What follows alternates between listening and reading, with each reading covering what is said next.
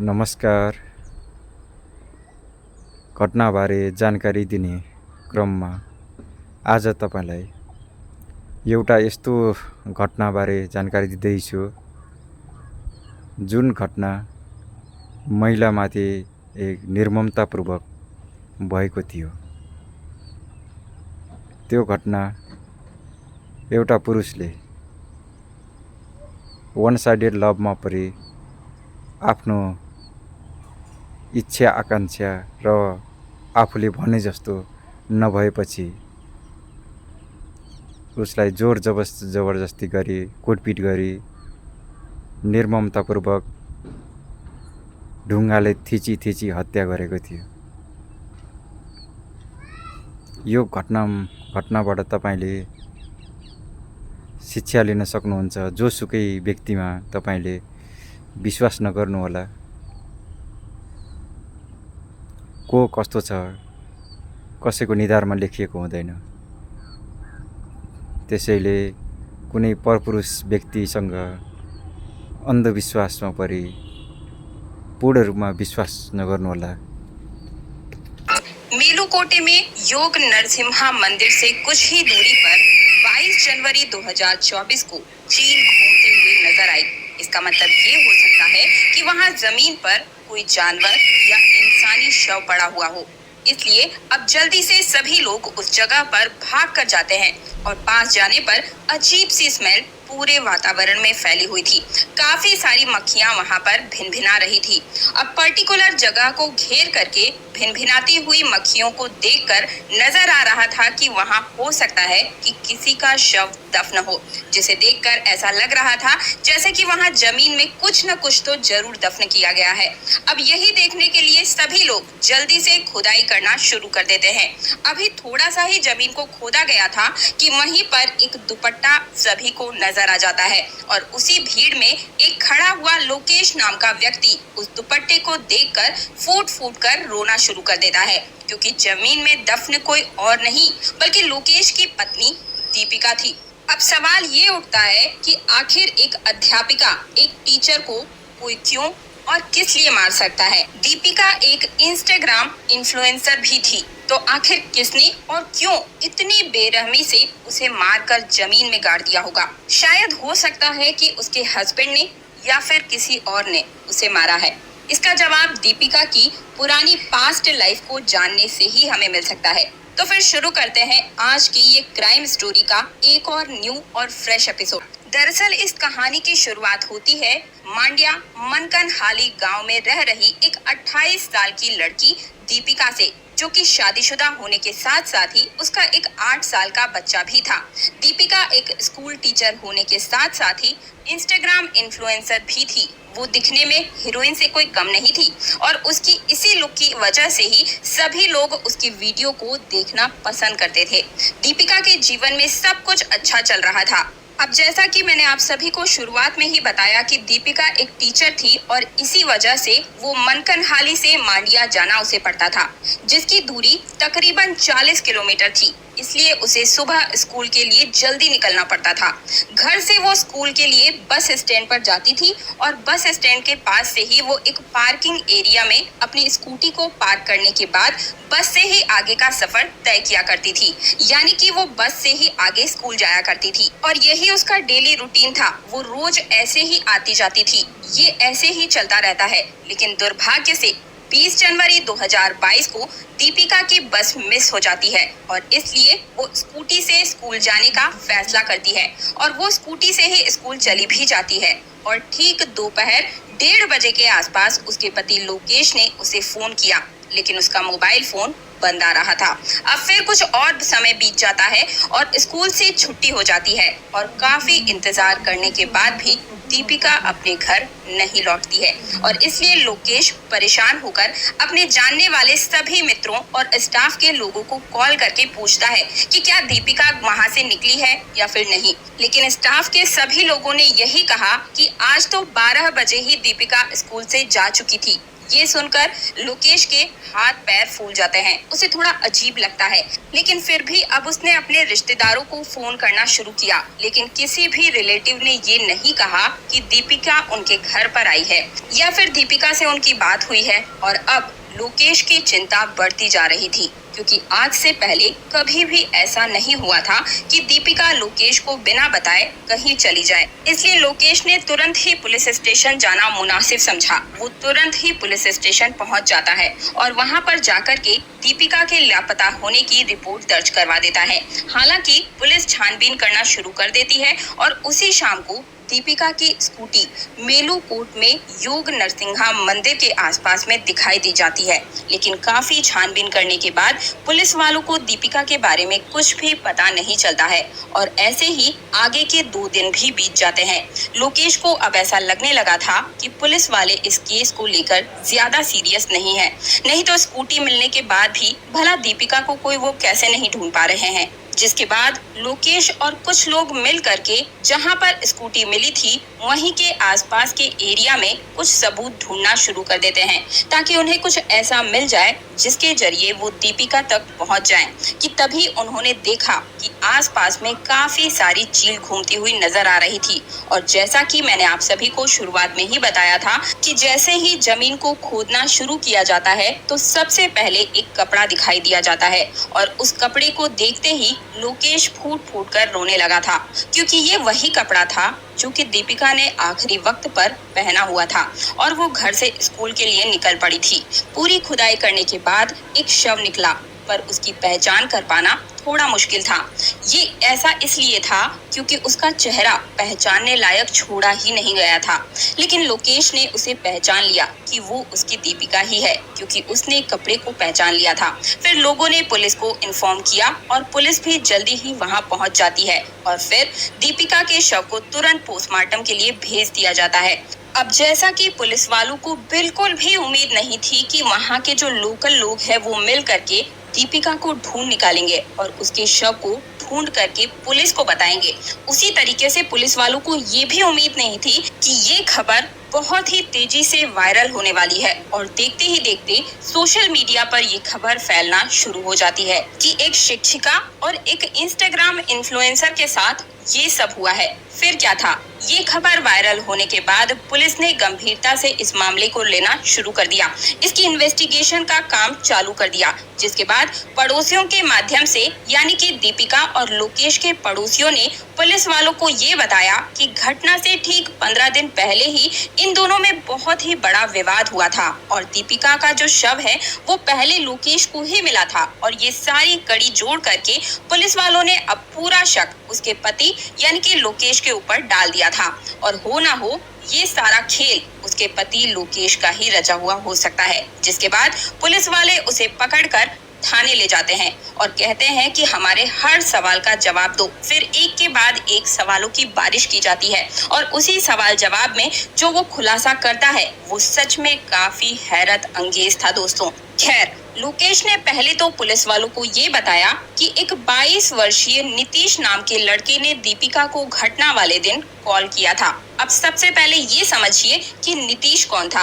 आपको ये समझ नहीं आया होगा अभी तक। तो नीतीश वो लड़का है जो कि दीपिका का बहुत ही क्लोज फ्रेंड है और नीतीश का दीपिका के घर पर आना जाना लगा ही रहता था। अब जैसा कि मैंने आपको पहले ही बताया कि दीपिका एक स्कूल टीचर होने के साथ साथ ही एक इंस्टाग्राम इन्फ्लुएंसर भी थी और उसकी फोटो और वीडियो देखकर आपको अंदाजा लग गया होगा कि वो कितनी ज्यादा खूबसूरत थी। और इसी के चलते उसकी पोस्ट को, उसकी रील्स को बहुत सारे लोग लाइक भी करते थे। बहुत सारे लोग उसको फॉलो भी करना शुरू कर चुके थे और उन्हीं फॉलोवर्स में से एक होता है नीतीश।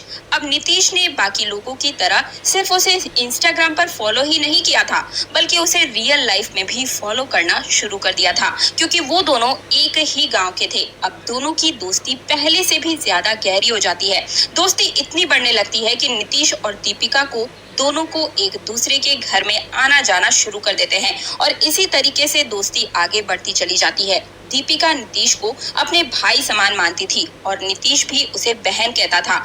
लेकिन ये सच नहीं था, क्योंकि नीतीश सिर्फ एक भाई होने का दिखावा कर रहा था। और इसी तरीके से फिर 2 साल बीत गए थे और अब उसकी रील्स को एडिट करने के बहाने वो हमेशा उसकी हेल्प करने के बहाने उसे कॉल या मैसेज करता रहता था। लगातार उनके घर पर आया जाया करता था और इसी के चलते अब दीपिका के पति को यानी कि लोकेश को इस बात से काफी चिड़चिड़ापन छूटने लगा था।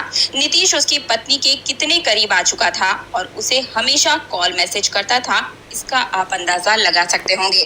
दीपिका भी उसके घर जाती थी, नीतीश भी उसके घर पर आता था। ये सब देख देख कर लोकेश काफी परेशान होने लगा था और साथ साथ में ही गांव के जो लोग थे अब लोकेश की तरफ देखकर उसकी पत्नी और नीतीश को लेकर के काफी बातें सुनाने लगे थे। और अब इसीलिए लोकेश ने अपनी पत्नी से कहा कि आज के बाद से तुम नीतीश से ना कभी मिलोगी, ना ही उसे फोन पर या मैसेज से बात करोगी। इन सब बातों को लेकर पति पत्नी में काफी ज्यादा झगड़ा बढ़ जाता है। लोकेश दीपिका को वार्निंग देता है कि ना तुम उसके घर जाओगी, ना वो हमारे घर मिलने के लिए आया करेगा। हालांकि दीपिका ने इस बात को स्वीकार कर लिया था और उसने नीतीश से कह दिया था कि अब हमारी दोस्ती यहीं पर खत्म होती है, तो ना मैं तुम्हें मैसेज करूंगी और ना तुम मुझे मैसेज या कॉल करना, ना ही मेरे घर पर आना। लेकिन जैसा कि मैंने आपको बताया था ना कि नीतीश सिर्फ भाई होने का दिखावा कर रहा था, लेकिन वो अंदर ही अंदर कुछ और ख्याली पुलाव पका रहा था। और इसीलिए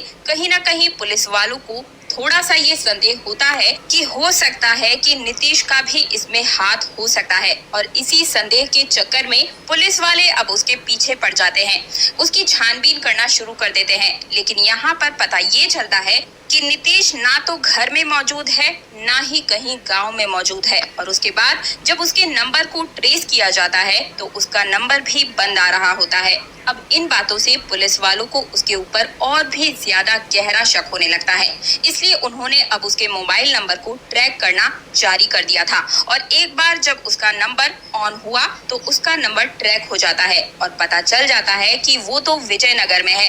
तुरंत वहां पर पुलिस पहुंच जाती है और उसे खोज करके गिरफ्तार कर लेती है। पुलिस स्टेशन ले जाया जाता है और पूछताछ के दौरान जब पुलिस कहती है कि तुम्ही ने दीपिका के साथ ये सब कुछ किया है, तो जो सच पुलिस वालों को नीतीश ने बताया उसे सुनकर सभी लोग चौंक जाते हैं। नीतीश ने पहले तो पुलिस वालों को ये बताना शुरू किया कि जब हम दोनों के बीच में बातचीत होना बंद हो गई थी तो मुझे बहुत ही अजीब लगने लग रहा था।